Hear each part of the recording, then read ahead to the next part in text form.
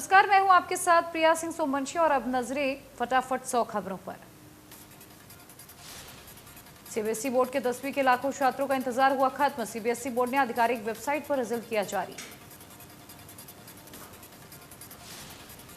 इस साल 10वीं में कुल 99.04% छात्र हुए पास। 10वीं की परीक्षा में शामिल होने वाले छात्र cbseresults.nic.in पर जाकर अपना रिजल्ट चेक कर सकते हैं।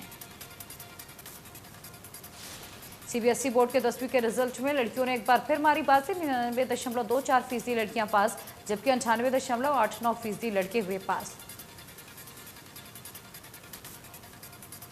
संसद के मानसून सत्र में एक बार फिर विपक्ष का हंगामा देखने को मिला। राज्यसभा और लोकसभा में विपक्ष ने पेगासस समेत कई मुद्दों को लेकर जमकर हंगामा काटा। लोकसभा अध्यक्ष ओम बिरला ने करीब 40 मिनट तक हंगामे के बीच प्रश्नकाल चलाए। विपक्षी सदस्यों ने जासूसी करना बंद करो, खेला हो बे और प्रधानमंत्री जवाब दो के नारे लगाए।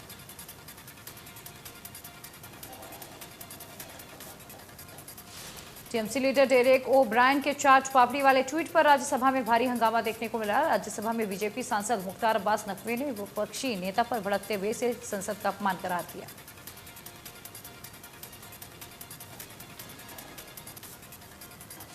विपक्षी एकता को दिखाते हुए कांग्रेस सांसद राहुल गांधी समेत विपक्ष के कई नेता साइकिल पर सवार होकर पार्लियामेंट पहुंचे। विपक्षी एकता को मजबूती देने के लिए कांग्रेस सांसद राहुल गांधी ने सियासी दलों को नाश्ते पर बुलाया। मीटिंग में तृणमूल कांग्रेस, आरजेडी, शिवसेना, समाजवादी पार्टी समेत कई दलों के नेता पहुंचे। मीटिंग में पेगासस जासूसी और किसान आंदोलन को लेकर सरकार पर हमलावर है विपक्ष। सरकार पर दबाव बनाने की रणनीति पर भी मंथन। बैठक में कांग्रेस नेता राहुल गांधी ने कहा कि विपक्षी पार्टियां आपस में बहस कर सकती हैं। पेट्रोल डीजल के मसले पर हम अभी अपनी आवाज उठा सकते हैं। आगे विपक्ष का एकजुट होना जरूरी। राहुल गांधी ने जिन सियासी दलों को बुलावा दिया था उनमें से आम आदमी पार्टी और बहुजन समाजवादी पार्टी गायब दिखे। इनका कोई भी नेता राहुल गांधी की बैठक में शामिल नहीं हुआ। राहुल गांधी की ब्रेकफास्ट पॉलिटिक्स पर कैबिनेट मंत्री अनिल विज ने ट्वीट किया। लिखा कि कहीं की ईंट कहीं का रोड़ा, राहुल गांधी ने चाय पार्टी पर कुनबा जोड़ा। हाई पावर परचेज कमेटी की बैठक हुई जिसमें मुख्यमंत्री मनोहर लाल, कैबिनेट मंत्री मूलचंद शर्मा, राज्य मंत्री अनूप धानक समेत कई अधिकारी मौजूद रहे। बैठक में सरकारी खरीद को लेकर चर्चा हुई।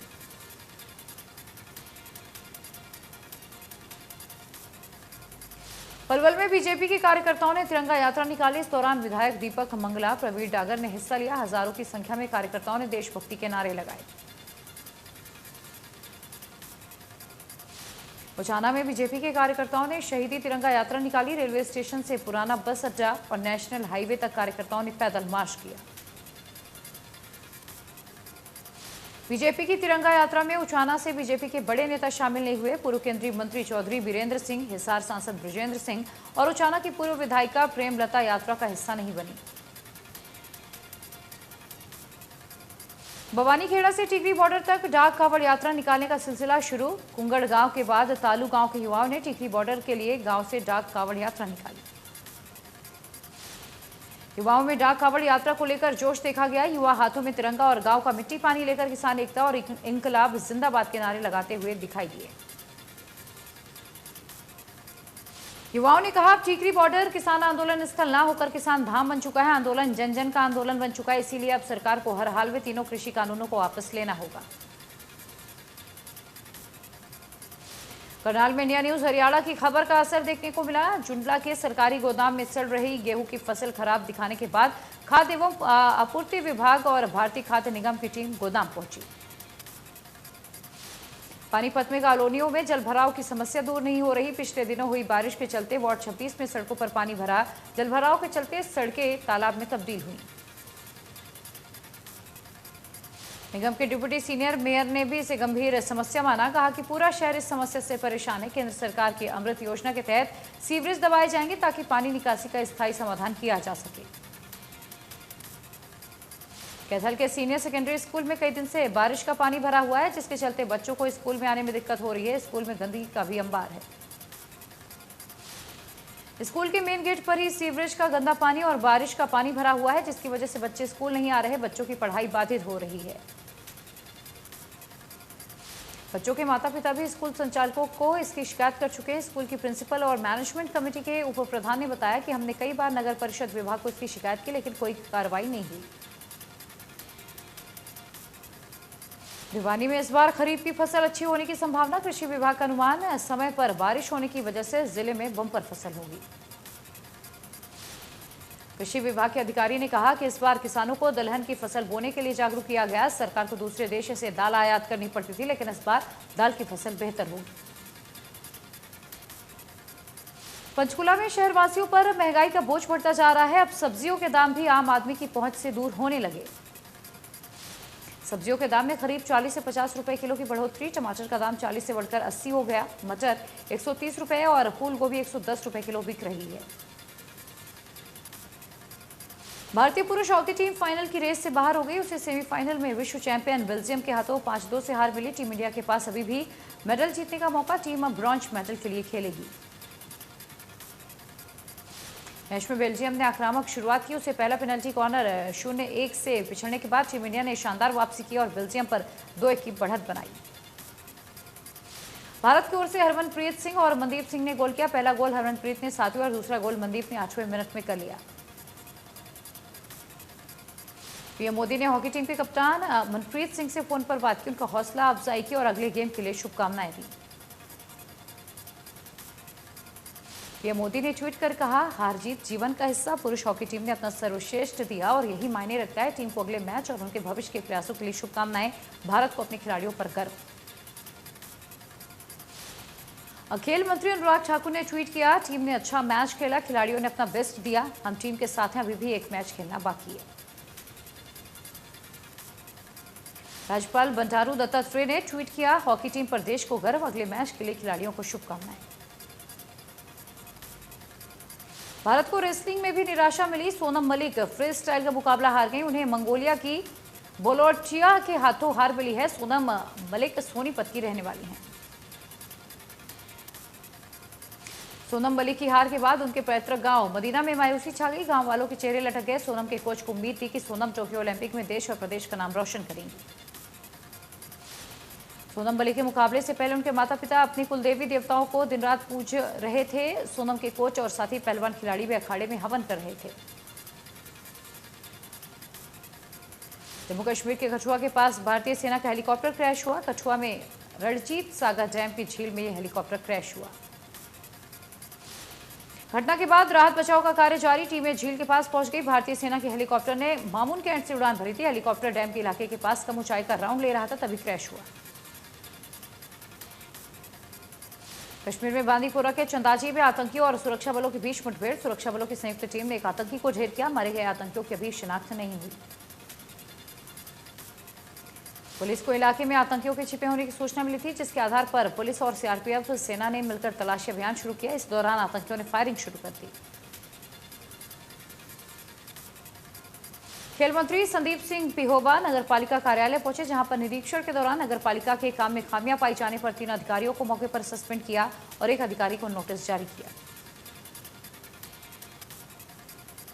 खेल मंत्री संदीप सिंह ने बताया कि जिन जेई का नाम नगरपालिका के जनवरी महीने से काम पेंडिंग पड़ा, उनको सस्पेंड किया गया। वहीं 1 अधिकारी 10 मिनट लेट पहुंची थी, उनको भी नोटिस जारी किया गया। नेलो नेता अभय चौटाला ने कहा कि भाजपा सरकार केवल झूठ की राजनीति करती है। चुनाव से पहले प्रदेश की जनता से जो वादे किए थे, उन पर गठबंधन की सरकार खरी नहीं उतरी। उन्होंने कहा कि पिछले कई महीनों से किसान आंदोलन जारी है, लेकिन गठबंधन और केंद्र की सरकार किसानों की कोई सुध नहीं ले रही। महामारी के प्रसार को रोकने के लिए लॉकडाउन को 9 अगस्त तक के लिए बढ़ा दिया गया। आपदा प्रबंधन अधिनियम 2005 के प्रावधानों के तहत मुख्य सचिव हरियाणा सरकार ने आदेश जारी किया। आदेश में उन्होंने कहा, महामारी अलर्ट सुरक्षित हरियाणा को 2 अगस्त सुबह 5 बजे से 9 बजे तक, सुबह 5 बजे तक के लिए 1 सप्ताह के लिए और बढ़ाया गया। महिला और बाल विकास विभाग से संचालित आंगनवाड़ी केंद्र और केंद्र राज्य में 15 अगस्त तक के लिए बंद रखा गया है। आदेश में आगे कहा गया, विश्वविद्यालयों के कुलपतियों को सलाह दी जाती है अगले आदेश तक शैक्षणिक सत्र से विश्वविद्यालयों को फिर से खोलने की योजना बनाएं और राज्य सरकार के साथ साझा करें।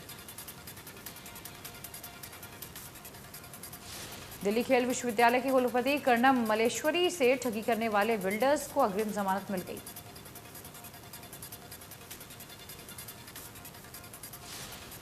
पहली भारतीय महिला ओलंपिक विजेता कर्णम मालेश्वरी से भवन निर्माण में 24 लाख से अधिक की ठगी करने वाले बिल्डर्स को 16 अगस्त तक अंतरिम जमानत दी गई है। वहीं कर्णम मालेश्वरी के वकील का कहना है कि मामले में जीएसटी की चोरी की गई। फैसला पब्लिक हित में नहीं, क्योंकि राशि खिलाड़ी तैयार करने के लिए भवन निर्माण की राशि थी। कर्णम मलेश्वरी फाउंडेशन से यमुनानगर में वेट लिफ्टिंग एवं पावर लिफ्टिंग सेंटर बनाने के लिए भवन का निर्माण किया जा रहा है। भवन निर्माण को लेकर बिल्डर्स ने जो राशि ली वह बाद में पेमाइज करने पर अधिक ले ली गई और कंपनी ने इसमें 12% जीएसटी दिखाया, जो कि 18% लिया गया। इस तरह 24 लाख से अधिक की ठगी हुई। पहाड़ों में लगातार हो रही बारिश के चलते मैदानी इलाकों में बाढ़ के हालात। हथिनी कुंड बैराज से पानी छोड़े जाने के बाद यमुना के जलस्तर में बढ़ोतरी होने से हरियाणा के कई जिलों में निचले इलाके जलमग्न हुए। गोहाना के बस डिपो परिसर में जमा बारिश के गंदे पानी में व्यक्ति का शव मिलने से सनसनी। बस डिपो परिसर के साथ लगती विष्णुनगर कॉलोनी के लोगों ने बस स्टैंड पर सूचना दी। बल्लभगढ़ के नेशनल हाईवे पर दर्दनाक सड़क हादसा। हाईवे पर ट्रक के पिछले हिस्से से एक कार टकरा गई। कार में एक ही परिवार के पति पत्नी और बच्चे सवार थे। हादसे में परिवार के 3 लोग घायल हो गए। वहीं महिला को गंभीर हालत में दिल्ली रेफर किया गया। सोनीपत के मुरथल में नेशनल हाईवे पर नांगल खुर्द गांव के पास सवारी बिठाने के लिए रुके निजी बस चालक और मालिक से लूट का मामला सामने आया। आरोपियों ने ड्राइवर और मालिक पर हमला करके 6,000 रुपए की नकदी लूटी, जिसके बाद पुलिस को मिली शिकायत के बाद पुलिस ने मुस्तैदी दिखाते हुए 10 आरोपियों को मौके से गिरफ्तार किया। पंचकुला की इंदिरा कॉलोनी में गुप्त सूचना के आधार पर पुलिस और प्रशासन के आला अधिकारियों ने रेड में एनडीपीएस एक्ट के तहत 2 महिलाओं सहित एक युवक को गिरफ्तार किया। आरोपियों से 25 नशे के इंजेक्शन, 600 नशे के कैप्सूल्स और 55 सीसी एंटी एलर्जी की दवा बरामद की गई। सेक्टर 16 पुलिस चौकी इंचार्ज ने बताया कि इंदिरा कॉलोनी में कुछ लोग नशा सप्लाई का काम करते थे। पुलिस ने बताया कि आरोपियों को पंचकुला सेक्टर 1 स्थित कोर्ट में पेश करने के बाद पुलिस रिमांड पर ले जाएगी। वहीं नशे में स्केल में शामिल अन्य लोगों का भी पता लगाया जाएगा। दिल्ली सरकार ने विधायकों की तनख्वाह में बंपर बढ़ोतरी का फैसला लिया। नए फैसले के मुताबिक अब दिल्ली के एक विधायक को हर महीने 90,000 रुपए मिलेंगे, जिसमें सैलरी और भत्ता शामिल है। दिल्ली कैबिनेट के मुताबिक अब विधायक की हर महीने सैलरी 30,000 रुपए होगी। पहले ये 12,000 थी। वेतन भत्ता मिलाकर ये सैलरी 90,000 रुपए हो जाएगी, जो अभी तक सिर्फ 54,000 रुपए थी। दिल्ली में विधायकों की सैलरी में पिछले करीब 10 साल से बढ़ोतरी नहीं हुई थी। दिल्ली कैबिनेट का पास किया गया नया प्रस्ताव अब केंद्र सरकार की मंजूरी के लिए भेजा जाएगा।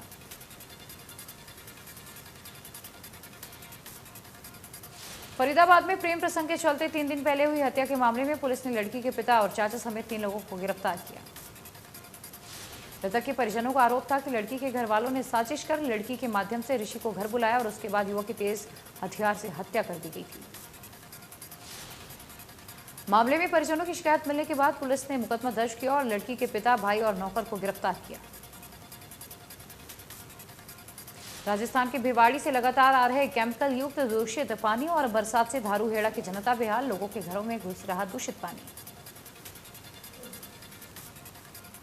जाम लगाने से सड़क पर वाहनों की लंबी कतारें देखने के लिए मिली। जनता ने लगाए सरकार विरोधी नारे। रेवाड़ी से कांग्रेस विधायक चिरंजीवी राव की अगुवाई में लोगों ने प्रदर्शन किया। इस दौरान भारी पुलिस बल मौके पर मौजूद रहा। स्थानीय लोगों के साथ विधायक चिरंजीव राव ने भी पानी में पैदल चलकर प्रदर्शन किया।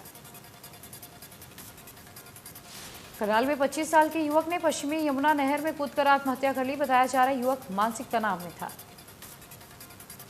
घटना की सूचना मिलते ही मौके पर पहुंची पुलिस ने गोताखोरों को सूचना दी। शव को नहर में तलाशने का प्रयास किया गया। टिकरी बॉर्डर पर किसान आंदोलन में भाग लेने आए अब 4 युवकों पर दुकान के ताले तोड़कर मोबाइल, गैस सिलेंडर, बर्तन और अन्य सामान चोरी करने का आरोप लगा। मामले में दुकानदारों ने चोरी की वारदात को अंजाम देकर भाग रहे 3 युवकों को मौके पर ही दबोच लिया। एक युवक अंधेरे का फायदा उठाकर मौके से फरार। पकड़े गए तीनों आरोपियों को स्थानीय लोगों ने पुलिस के हवाले कर दिया। पकड़े गए तीनों आरोपी पंजाब के भटिंडा के रहने वाले हैं और पिछले लंबे समय से किसान आंदोलन में शामिल हैं।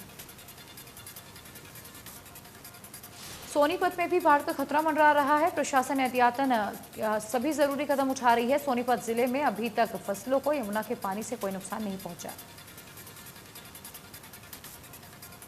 दिल्ली में यमुना खतरे के निशान के काफी करीब है। ऐसे में अगर और पानी हथनी कुंड बैराज से छोड़ा गया, सोनीपत जिले में बाढ़ का पानी तबाही मचा सकता है। पहाड़ी क्षेत्र में लगातार हो रही बारिश से घग्गर नदी भी उफान पर। सिरसा में जलस्तर भी लगातार बढ़ा। करीब 33,500 क्यूसेक पानी सिरसा पहुंचा। बढ़ते जलस्तर ने घग्गर और साथ ही उसके आसपास खेती करने वाले किसानों की चिंताएं बढ़ा दी। भाकियू के जिलाध्यक्ष की गिरफ्तारी से नाराज किसानों ने इसराना थाने का घेराव किया। भारी संख्या में किसान यहां पर पहुंचे। पुलिस ने किसानों को रोकने के लिए बैरिकेडिंग्स लगाई। जिलाध्यक्ष की रिहाई को लेकर पुलिस और किसान आमने सामने आए। किसान बोले, जब तक सभी किसानों के मुकदमे रद्द नहीं किए जाते, थाने के बाहर वो टेंट लगाकर बैठे होंगे। एसएचओ का कहना है कि जिलाध्यक्ष ने एक वीडियो जारी करके अभद्र भाषा का इस्तेमाल किया था, जिस कारण उन्हें गिरफ्तार किया गया। किसान नेता का कहना है कि पुलिस के ही एक कर्मचारी ने किसानों के खिलाफ मामला दर्ज कराया। उन्होंने कहा कि किसी भी विधायक या बीजेपी के नेता ने किसान के खिलाफ नहीं कराया मामला। जिंद जिले में साइबर अपराधों को रोकने के लिए साइबर अपराध शाखा ने ऑनलाइन ठगी करने वाले गिरोह का पर्दाफाश करते हुए 5 आरोपियों को गिरफ्तार किया। साइबर सेल के इंचार्ज सोमवीर ढाका को लगभग 1 माह पहले इसकी जिम्मेदारी मिली। उन्होंने टीम के साथ मिलकर इस अभियान को सफल बनाया। पुलिस ने आरोपियों के कब्जे से 10 बैंक खातों की कॉपी और 2,08,000 रुपए भी बरामद किए। करनाल में सीएम फ्लाइंग टीम ने प्रतिबंधित केमिकल बनाने वाली 2 फैक्ट्रियों में छापेमारी करते हुए सैकड़ों लीटर केमिकल बरामद किया। जिन 2 फैक्ट्रियों पर छापेमार कार्रवाई हुई, ये दोनों फैक्ट्रियां उन 34 फैक्ट्रियों में शामिल थी जिनको कोर्ट ने बंद करने के आदेश दिए थे। गुरुग्राम में सेक्टर 37 इलाके की बैडमिंटन अकेडमी के पास युवक की पीट कर हत्या कर दी गई। हत्या की वजह साफ नहीं। जानकारी के मुताबिक मौके से कुछ संदिग्ध युवकों को हिरासत में लिया गया। बल्लभगढ़ की नथू कॉलोनी में महिला संदिग्ध हालत में बेहोशी की हालत में पाई गई। पुलिस ने महिला को अस्पताल पहुंचाया। डॉक्टर्स ने बताया कि महिला को नशीला पदार्थ खिलाया गया है। महिला के पास से मिले कागजात के मुताबिक महिला का डबुआ कॉलोनी में घर है। अभी महिला के परिजनों से संपर्क नहीं हो पाया। देश में फिर बढ़ने लगे कोरोना के मामले। पिछले 24 घंटे में कोरोना के 30,000 से ज्यादा नए मामले आए। कुल मरीजों की संख्या 3,17,00,000 के पार। देश में एक दिन में 420 लोगों की कोरोना से मौत। देश में अब तक एक्टिव केस 3,98,000 से ज्यादा हैं। प्रदेश में कोरोना की दूसरी लहर पर लगी रोक। एक दिन में सामने आए 14 नए मरीज। एक मरीज ने गंवाई जान। कुल मरीजों की संख्या 7,69,000। कोरोना वायरस की रोकथाम के लिए केंद्र सरकार का वैक्सीनेशन अभियान देश में जारी। कोरोना की तीसरी लहर की आशंका के बीच केंद्र सरकार अलर्ट पर है। वादे के मुताबिक सरकार ने 31 जुलाई तक सेट किए गए टारगेट का 94.5% पूरा कर लिया। पुणे स्थित सीरम इंस्टीट्यूट ऑफ इंडिया ने जुलाई महीने में संभावित वैक्सीन की डोज से अधिक खुराक केंद्र सरकार को सप्लाई की।